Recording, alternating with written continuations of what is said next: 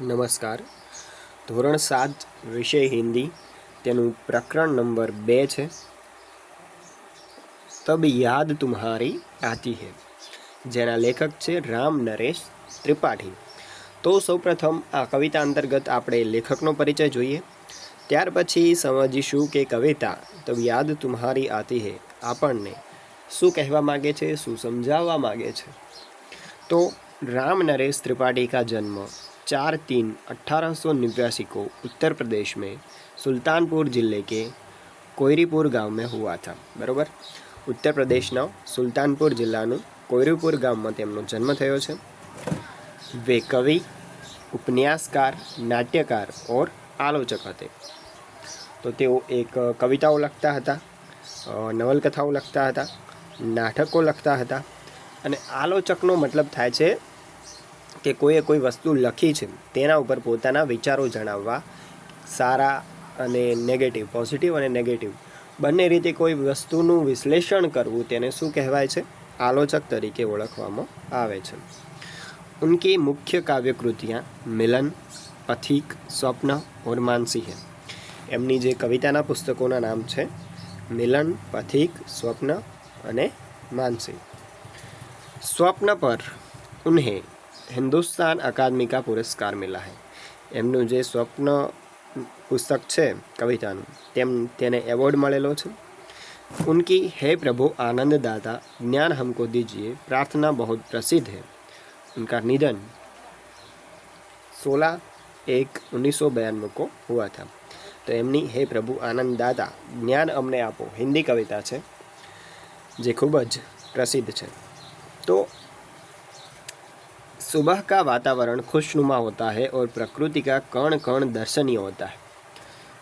समग्र दिवस दरमियान सांजનું પણ અને સવારનું પણ જ્યારે તમે વહેલી સવારે ઉઠો છો, ચાહે તે શિયાળો હોય, ઉનાળો હોય કે ચોમાસું હોય, વહેલી સવારનું જે વાતાવરણ હોય છે, પ્રાકૃતિક વાતાવરણ, તે ખૂબ જ સુંદર અને જોવાલાયક હોય છે.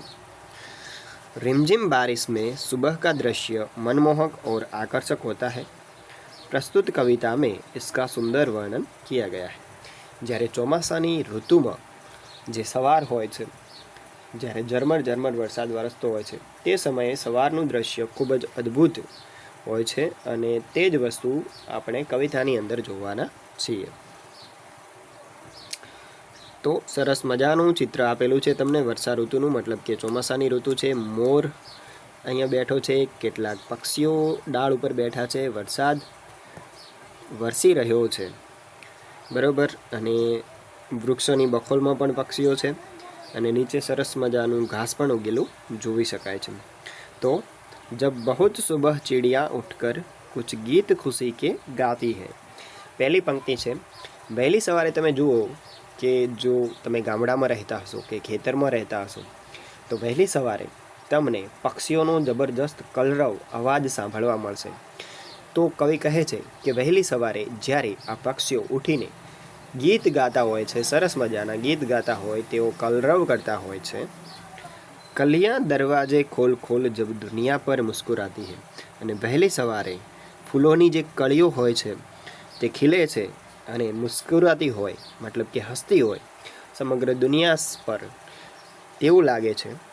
ખુશ્બુ કી લહેરે જબ ઘર સે બહાર આ દોડ લગાતી હૈ. વહેલી સવારે અગરબત્તીની અને ફૂલોની ખુશ્બુ જ્યારે ઘરમાંથી બહાર તરફ આવે છે. ટૂંકમાં વહેલી સવારે જે ઘટનાઓ બનતી હોય છે નાની મોટી, જેને ધ્યાનથી જોવાથી જ આપણે સમજી શકીએ છીએ, બરાબર.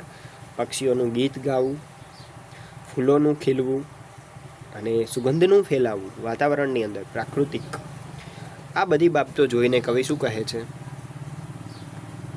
કે હે જગ કે સિરજનહાર પ્રભુ તબ યાદ તુમ્હારી આતી હૈ. હે ઈશ્વર, તે કે જેણે આ વિશ્વનું નિર્માણ કર્યું છે, સરસ મજાના ફૂલો, સુંદર પક્ષીઓ, પર્વતો, નદીઓ, સમુદ્રો, જંગલો જેવી વસ્તુઓનું તે નિર્માણ કર્યું છે.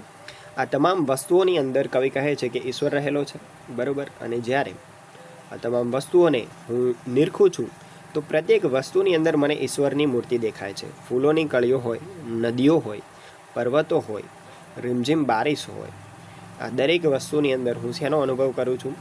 તેને બનાવનાર અત્યંત સુંદર ભગવાનનો અનુભવ કરું છું. ટૂંકમાં જે કવિ છે તે ખૂબ જ ભાવુક છે અને તેમને પ્રકૃતિની, કુદરતની દરેક વસ્તુ અને દરેક ઘટનાની અંદર શેનો વાસ દેખાય છે? ઈશ્વરનો, ભગવાનનો વાસ દેખાય છે. જબ છમછમ બુંદે ગિરતી હૈ, બિજલી ચમચમ કર જાતી હૈ. તો અત્યારે ચોમાસાની અંદર તમે જુઓ કે સરસ મજાનો વરસાદ વરસી રહ્યો હોય છે અને વીજળી ચમકી રહી હોય છે. ચારે તરફ પાણી પાણી પાણી થઈ રહ્યું હોય છે અને જે કુદરતી વાતાવરણ છે, ખેતરો, વૃક્ષો, ઘાસ ઉગી નીકળ્યું હોય છે ચારે તરફ, તો સરસ મજાનું પ્રાકૃતિક વાતાવરણ આપણને ચારે તરફ જોવા મળે છે. मैदानों में, वन बागों में जो हरियाली लहराती है. તો ચારે તરફ લીલોતરી જોવા મળે છે. મેદાનોમાં, બગીચાઓમાં સુંદર સરસ મજાના હર્યા ભર્યા લીલાછમ ખેતરો જોવા મળે છે. કારણ કે ચોમાસું આવતો અને વરસાદ થતાં જ લોકો શું કરે છે? પોતાના પાક વાવી દે છે અને એ પાક જ્યારે ઉગી નીકળે છે તો લીલાછમ ખેતરો, લીલાછમ પહાડો, લીલાછમ વૃક્ષો, ઘાસ, વીજળી અને વરસાદ બધું જ કેવું લાગે છે? અત્યંત સુંદર. અને આ બધું જ જોઈને કવિને શેનો અનુભવ થાય છે કે હે ઈશ્વર, આ દરેક વસ્તુ તારું નિર્માણ છે અને દરેક વસ્તુની અંદર તું રહેલો છે. જબ ઠંડી ઠંડી હવા કહી સે મસ્તી ઢોકર લાતી હૈ. જ્યારે વરસાદ વરસી રહ્યો હોય છે ચોમાસાની ઋતુની અંદર અને જે પવન ફૂંકાતો હોય છે તે અત્યંત ઠંડો અને મનમોહક હોય છે. હે જગ કે સર્જનહાર પ્રભુ, તબ યાદ તુમ્હારી આતી હૈ. તો પવન જોઈને, વૃક્ષો જોઈને, વરસાદ જોઈને, વીજળી જોઈને, ફૂલો જોઈને, કુદરતની તમામ વસ્તુઓ જોઈને કવિને શું યાદ આવે છે? ઈશ્વરની યાદ આવે છે. તો કેટલાક શબ્દાર્થ છે તે જોઈ લઈએ. ચીડિયા, પંછી યા પક્ષી. લहर, तरंग, झोंका. सृजनहार, सृष्टि की रचना करने वाला प्रभु. हरियाली, हरा भरा. ढोना तो बोझ उठाना. ઠીક, તો આટલે વિડીયો પૂરો થાય છે. તેનો અભ્યાસ સ્વાધ્યાય પહેલેથી અપલોડ થઈ ગયું છે. તમે જઈને ચેનલ પર ચેક કરી શકો છો પ્લેલિસ્ટમાં ધોરણ 7 હિન્દી.